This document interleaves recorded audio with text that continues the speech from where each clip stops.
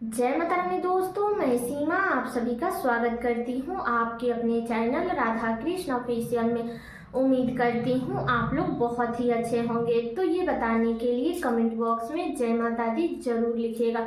तो चलिए दोस्तों, आज का जो वीडियो है वो बड़ा ही महत्वपूर्ण वीडियो है, तो आप लोग वीडियो को पूरा जरूर देखिएगा कि नहाने से पहले और नहाने के बाद कौन कौन से ऐसे कार्य हैं जो हमें नहीं करनी चाहिए। इन सभी बातों का हमें ध्यान रखनी चाहिए। तो आज का जो वीडियो है वो बड़ा ही उपयोगी है, तो आप लोग वीडियो को पूरा जरूर देखिएगा। और वीडियो देखने के बाद आप लोग चैनल को सब्सक्राइब और वीडियो को लाइक जरूर कर दीजिएगा। तो चलिए वीडियो को शुरू करते हैं और जान लेते हैं सभी महत्वपूर्ण बातें। सबसे पहली बातें बता दो दोस्तों कि हमें नहाने के बाद हमें झाड़ू नहीं छूनी चाहिए। इस बात का ध्यान रखिएगा, ठीक है। ये नहीं कि स्नान करके आए और सब कार्य नहीं किया और झाड़ू छू दिए। तो देखिए, झाड़ू तो ऐसे तो लक्ष्मी का स्वरूप माना गया है, लेकिन बता दूं कि झाड़ू छूने के बाद में आप लोग पूजा पाठ नहीं कर सकती हैं, शरीर अशुद्ध हो जाता है।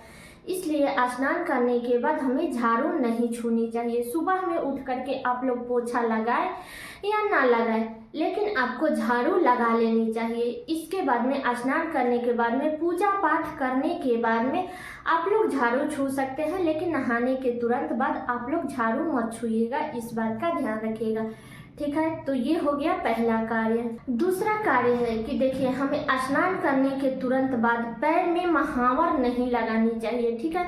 इस बात का ध्यान रखिएगा। और बहुत सारे लोग बोलते हैं कि हमको मंदिर जाना रहता है, पूजा पाठ रहती है, तो हम कैसे नहीं लगाएंगे। तो जी, आप लोग लगा सकती हैं, लेकिन नहाने के कम से कम आधा घंटा बाद आप लोग महावर लगाइएगा। और बता दूं कि जिस दिन आप लोग बाल धोइएगा तो खास करके उस दिन आप लोग तुरंत बाल धो करके आ करके और श्रृंगार करके तुरंत आप लोग पैर में महावर मत लगाइएगा, जो कि बिल्कुल भी अच्छा नहीं होता है। मैं क्या ही डिटेल में बताऊं, इतना बस जान लीजिए कि जो बिल्कुल अच्छा नहीं होता है। इसलिए जिस दिन आप लोग बाल धोइएगा, तो मान लीजिए आप लोग सुबह में बाल धो लिए, तो मतलब 2-3 घंटा रुक करके आप लोग महावर लगाइए, नहीं तो शाम तक लगाइएगा। और ऐसे आप लोग प्रतिदिन जैसे हम लोग नॉर्मल स्नान करते हैं, तो वैसे आप लोग अगर स्नान कर रही हैं, पूजा पाठ करना है, मंदिर जाना है या कोई भी कार्य करनी है, तो हमें महावर लगाना है।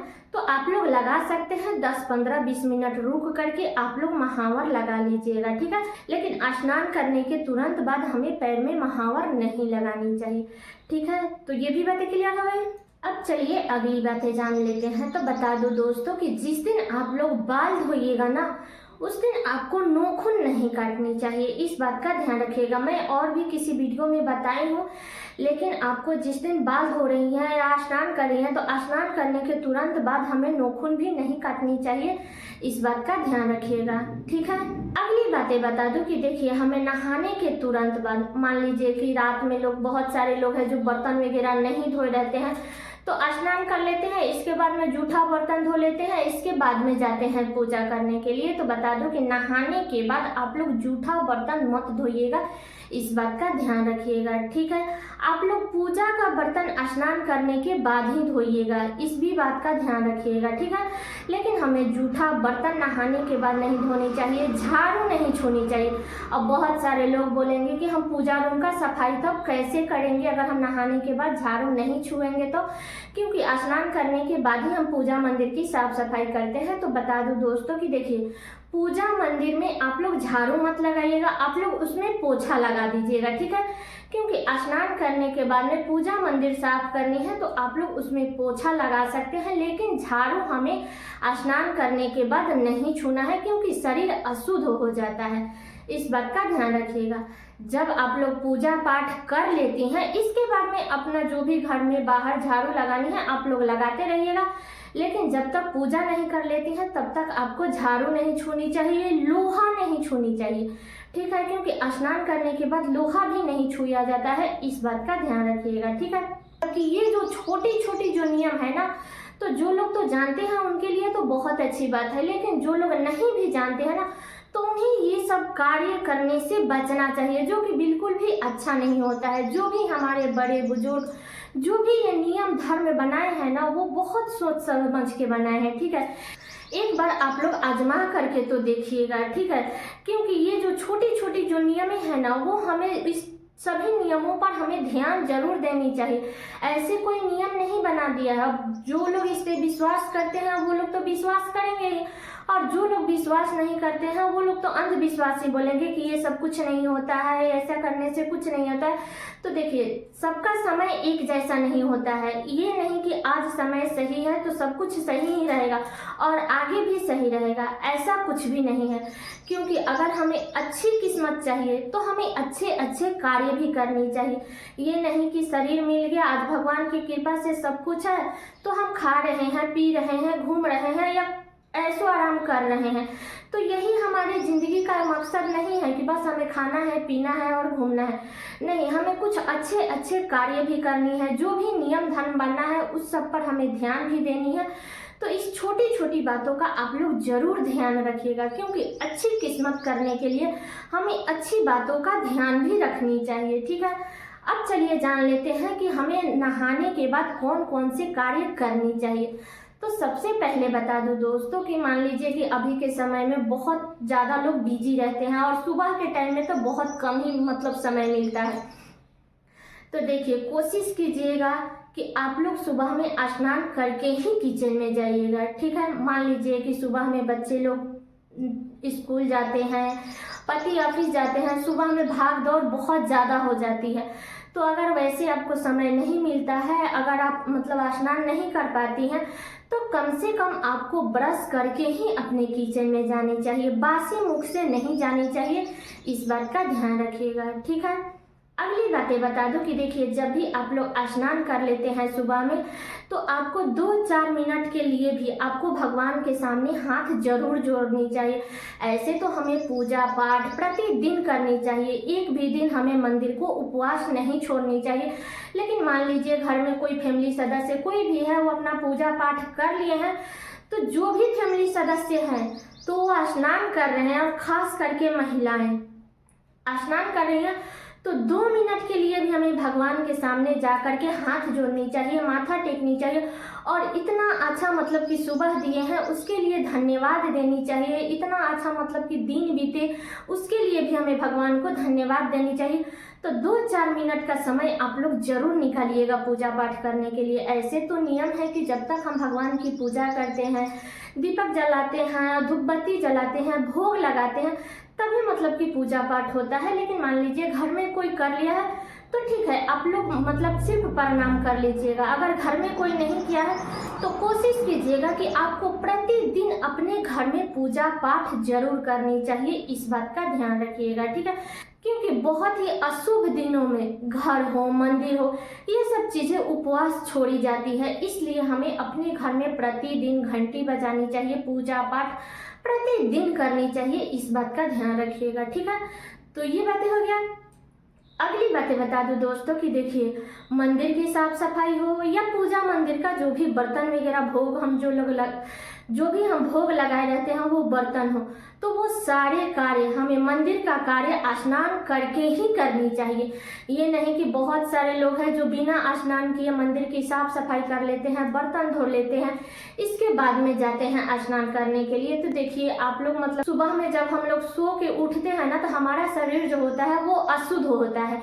इसलिए आपको कोशिश करनी चाहिए कि स्नान करने के बाद ही हमें मंदिर की साफ सफाई करनी चाहिए। जो भी उसमें का बर्तन है, मंदिर है, वो सारे कार्य, मंदिर का कार्य हमें स्नान करने के बाद ही करनी चाहिए। जिस घर में आप लोग मंदिर रखे हैं उस घर में आपको झाड़ू नहीं लगानी चाहिए, पोछा से पोछ देनी चाहिए। इस बात का ध्यान रखिएगा। अब बहुत सारे लोग बोलेंगे कि हमारे घर में एक ही घर है और उसी में पूजा रूम है, तो हम लोग क्या करेंगे। तो देखिए, हमें सारे कार्य, अगर एक ही रूम है, अगर उसी में आप लोग खा रहे हैं, रह रहे हैं, और उसी रूम में पूजा मंदिर है, तो भी आप लोग क्या कीजिएगा कि थोड़ा सा मतलब कि उतने दूर मान लीजिएगा कि इतना दूर हमारा पूजा मंदिर है, उतना दूर आपको जूठ काठ लेकर के नहीं जानी चाहिए, उतना दूर झाड़ू लेकर के नहीं जानी चाहिए, उतना दूर आप लोग चप्पल वगैरह लेकर के आप लोग मत जाइएगा। मानसिक रूप से उतना दूर मान लीजिएगा कि इतना दूर हमारा पूजा मंदिर है, ठीक है। ये नहीं है कि हर किसी का पूजा मंदिर पर्सनल ही रहता है, ऐसा भी नहीं होता है। क्योंकि बहुत सारे लोग हैं जो रेंट पे रहते हैं ना, तो उनका पूजा मंदिर अलग नहीं होता है, बहुत सारे लोग एक ही रूम लेते हैं, उसी में अपना भगवान जी को स्थापित करके रखते हैं। तो आप लोग मान लीजिएगा उतना दूर आप लोग जूठ काठ लेकर के मत जाइएगा, ठीक है। जो भी नियम धर्म है वो आप लोग स्नान करने के बाद उतना दूर में कीजिएगा, ठीक है। तो ये भी बातें क्लियर हो गई। अगली बातें बता दूं दोस्तों कि देखिए, कभी भी हमें स्नान करने अगर आप लोग जाते हैं ना, तो कभी भी हमें निर्वस्त्र होकर के स्नान नहीं करनी चाहिए। बहुत सारे लोग हैं जो सारे कपड़ा मतलब कि धो देते हैं, इसके बाद में स्नान करते हैं। तो देखिए, अपने शरीर में छोटा सा भी कपड़ा जरूर रखिएगा। अब मैं क्या ही बोलूं, मतलब छोटा सा भी कपड़ा आप लोग अपने शरीर पर जरूर रखिएगा, तभी आप लोग स्नान कीजिएगा। लेकिन निर्वस्त्र होकर के स्नान कभी नहीं करनी चाहिए, जो कि बिल्कुल भी शुभ नहीं होता है। ये सारे कार्य अशुभ दिनों में किया जाता है, ठीक है। तो इस बात का ध्यान रखिएगा। तो इसलिए हमें कभी भी निर्वस्त्र होकर के नहीं नहानी चाहिए, जो कि बिल्कुल भी शुभ नहीं होता है। तो यही सब छोटे छोटे कार्यों पर हमें ध्यान देनी है और छोटी छोटी गलतियां हमें नहीं करनी है। अगर आप लोग ये छोटी छोटी गलतियां करती हैं, तो जो भी लोग ये गलती करती हैं वो लोग आज से ही छोड़ देंगे, ठीक है। तो इस बात का ध्यान रखिएगा। अगली बातें बता दूं कि जो भी आपके घर में फैमिली सदस्य है, पति है, बच्चे हैं, ऑफिस जाते हैं या घर से बाहर जाते हैं, तो आपको अपने घर में तुरंत झाड़ू पोछा नहीं करनी चाहिए और ना ही तुरंत स्नान करनी चाहिए।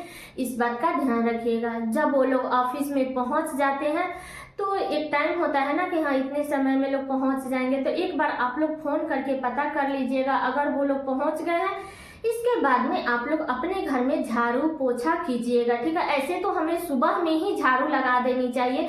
जिनके घर में काम वाली बाई आती है उनको भी लगा लेनी चाहिए, और जिनके घर में काम वाली बाई नहीं आती है उन्हें भी सुबह में ही झाड़ू लगानी चाहिए। भले अपना काम वाली बाई आएगी तो अपना साफ सफाई से करती रहेगी, लेकिन हमें हर घर में थोड़ा थोड़ा झाड़ू का नियम करके और बाहर के साइड में निकाल देनी चाहिए। बिना झाड़ू लगाए हमें कोई भी कार्य नहीं करनी चाहिए, ठीक है। ये नहीं कि काम वाली बाई आएगी 12 बजे आएगी कि 1 बजे आएगी कि 2 बजे आएगी तो अपना झाड़ू लगाती रहेगी, लेकिन सुबह में आपको झाड़ू जरूर लगा लेनी चाहिए। थोड़ा थोड़ा ही नियम कर दीजिएगा, लेकिन झाड़ू जरूर लगा लीजिएगा। इस बात का ध्यान रखिएगा, ठीक है।